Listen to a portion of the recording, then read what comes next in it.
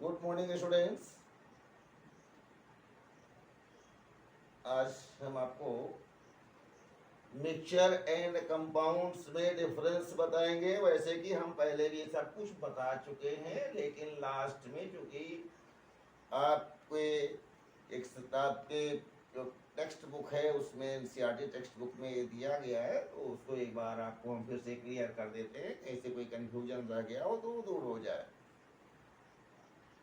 Mixture and compounds जितने points है उसको क्लियर कर दे, समझ लीजिए आप ध्यान से। मिक्सचर क्या होते हैं? Elements or compound just mix together to form a mixture and no compound is formed. Element या कंपाउंड, दो या दो से अधिक एलिमेंट या कंपाउंड जब आपस में मिले हुए हों और उनमें कोई केमिकल रिएक्शन ना हुआ हो, जैसे कि आपके हमने अभी भी बताया ना कि जो एक्टिविटी मैंने बताया था, उस एक्टिविटी में क्या बताया था कि आयरन और सल्फर ग्रुप ए के बच्चों ने लिया था और उन बच्चों ने उसे हीट नहीं किया था, शायद हीट किया था, सॉरी हीट किया था। तो हीट करने के बाद आयरन सल्फाइड कंपाउंड बन गया था, एक नया कंपाउंड। और ग्रुप बी के बच्चों ने गर्म नहीं किया था, no heat provided, so no new compound was formed. ये आपने पिछले एक्टिविटी में 2.10 में पढ़ा था ना, उस एक्टिविटी में आपने देखा था। तो जो ग्रुप बी था उसके पास क्या था? मिक्सचर था। और जो ग्रुप ए था उसके पास क्या हो गया था, क्या बन गया था? कंपाउंड बन गया था। Because chemical reactions where held between Fe and S, iron and sulfur.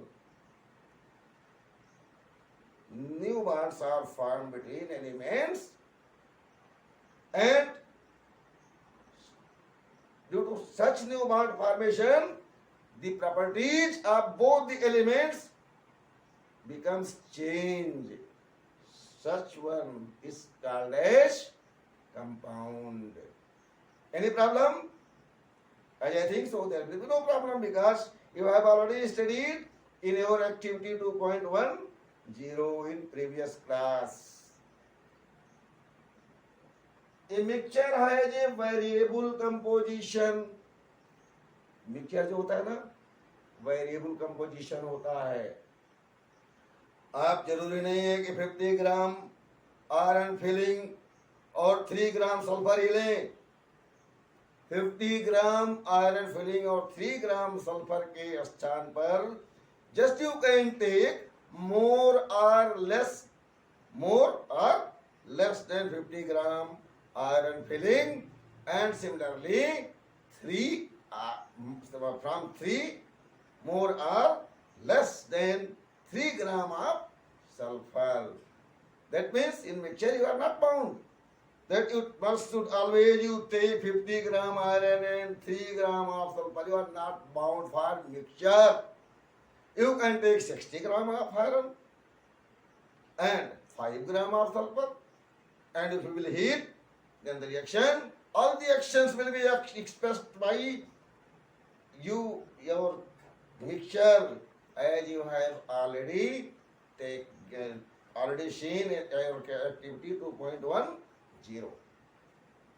Okay, now come on. In compound, there is a fixed ratio in each molecule of given elements. NH3 आप लिखते हैं, compound है, एक nitrogen, 1 nitrogen and 3 hydrogen atom always will form 1 molecule of ammonia. 1 nitrogen and 3 hydrogen. Ratio is fixed. 1 carbon atom and 2 oxygen atom combines chemically by one another and forming 1 molecule of carbon dioxide. what you have observed? That ratio of elements in a compound is always fixed. While in mixture, the ratio is not fixed. Not fixed means variable. VARIA variable means not fixed. परिवर्तनशील. Next, a mixture shows the properties of the constituent substance. जो mixture था ना आपका group B के पास, Fe का भी, जिसे उन्होंने हीट नहीं किया था, एक्टिविटी 2.10 में Fe का भी प्रॉपर्टी था और सल्फर का भी, आयरन का भी और सल्फर का भी. लेकिन जो बच्चे गर्म के थे ग्रुप ए के, उनका अलग अलग प्रॉपर्टी नहीं, बल्कि Fe और S दोनों की प्रॉपर्टी है. आइए मैं आपको दूसरे एग्जांपल से समझाता हूं. सपोज कर लीजिए कि एक जगह पे कोई एक मकान है, उसमें 2 कमरे हैं, उसमें एक मेल एक फीमेल, एक लेडी एक जेंट्स रहते हैं, अलग अलग है. एक के घर में पूड़ी पकवान बन रहा है, एक के कमरे में मोटी मोटी रोटी बन रही है, वो अपनी मोटी रोटी खा रहा है और वो पूड़ी पकवान खा रहा है, खा रही है. लेकिन जब दोनों का बांड बना देते हैं, दोनों को हस्बैंड वाइफ में बदल देते हैं, तो कंपाउंड में बदल जाते हैं. और वो अकेले अकेले थे ना, दोनों मिक्सचर हो सकते हैं. They are not husband wife, they are not compound.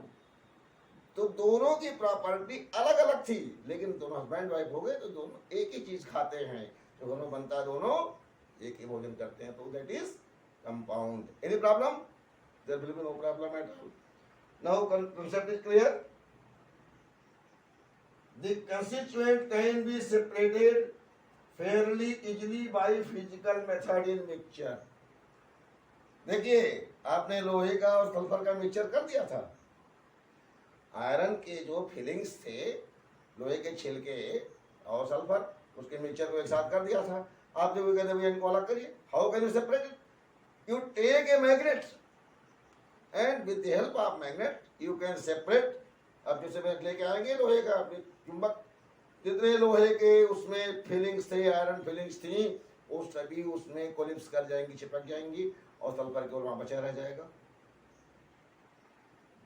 लेकिन जो FeS बन चुका है, वो इस प्रकार से एक दूसरे को छोड़ करके नहीं जा सकता.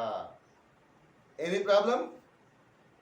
तो अब तो आपको मिक्सचर और कंपाउंड की कंप्लीट डिफरेंस समझ में आ गई होगी.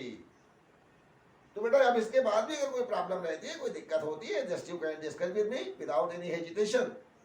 हम आपको अपनी बात बता दें, ये पढ़ाया हुआ सब पूरा चैप्टर की समरी है. मैटर की डेफिनेशन आपने पढ़ रखा है. एनीथिंग व्हिच ऑक्यूपाई स्पेस है, anything which occupy space and have mass is called as matter. आपको सभी पूरा चैप्टर का समरी दिया गया है लास्ट में. फिर आपने प्योर सब्सटेंस की बात किया है, वो भी आपने पढ़ रखा है. इसे आप देखिए, रिवाइज करिए. मिक्सचर के बारे में मैंने आपको बताया. एलिमेंट्स और कंपाउंड की डिस्कशन आपको पहले कर दिया है. मिक्सचर होमोजीनस और हेट्रोजीनस 2 प्रकार की होती है. यहाँ पर इस बात पे चर्चा कर देते हैं, यही एक नई चीज है. होमोजीनस मिक्सचर क्या होता है? देखिए, अगली बात है, ध्यान से समझिएगा. जब 2 चीजें आपस में मिलती हैं और मिलने के बाद उनको अलग अलग नहीं पहचाना जा सकता, अलग अलग नहीं देखा जा सकता, वो एक दूसरे में इस प्रकार से मिल जाती है, तो उसे होमोजेनस मिक्सचर कहा जाता है. जैसे पानी में आप शुगर मिला देते हैं, sugar solution in water, common salt solution in water are examples of homogenous mixture.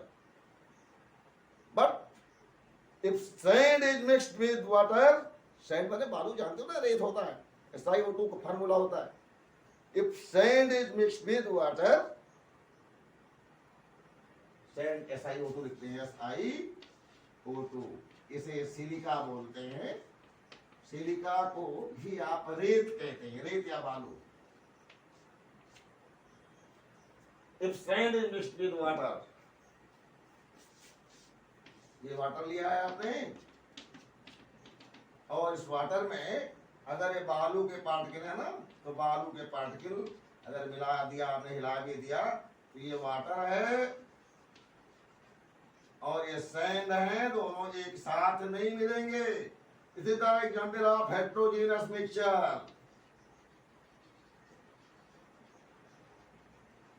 No one lose their identity when both are being mixed with one another. Both are, you can say, two or more than two substances also may be here. While it is a container and water is filled in it, if you have dissolved sugar molecule, no one can see water plus sugar or NaCl. This is example of homogeneous mixture. Homogeneous mixture का मतलब समझ में आ गया. Both are losing their identity. तो आज के लिए, आज हम आपको ये चैप्टर समाप्त कर दिए. अब इसकी मेमोरी के लिए, रिवीजन के लिए, व्हाट यू हैव लर्न आप घर में भी पढ़ लीजिए. कोई अगर पॉइंट समझ में नहीं आता डिस्कस कर लीजिए, मैसेज कर दीजिए, हम आपका आंसर दे देंगे. और रह गई अब एक्सरसाइज की बात, तो अगले दिन जब हमारा क्लास होगा तो मैं आपको एक्सरसाइज के क्वेश्चन सॉल्व करवाऊंगा. Any problem? अब आपका चैप्टर यूनिट चैप्टर 2 है, वो सभी जितने कंसेप्ट थी वो कंसेप्ट मैंने आपका क्लियर कर दिया. अब रह गया उसके एक्सरसाइज के क्वेश्चन. तो एक्सरसाइज के क्वेश्चन स्टेप वाइज जितने भी क्वेश्चन दिए गए हैं, 11 questions are given in our NCERT book. All the 11 questions will be solved at next day. Okay? Thank you. Thank you very much. See you again for our solution.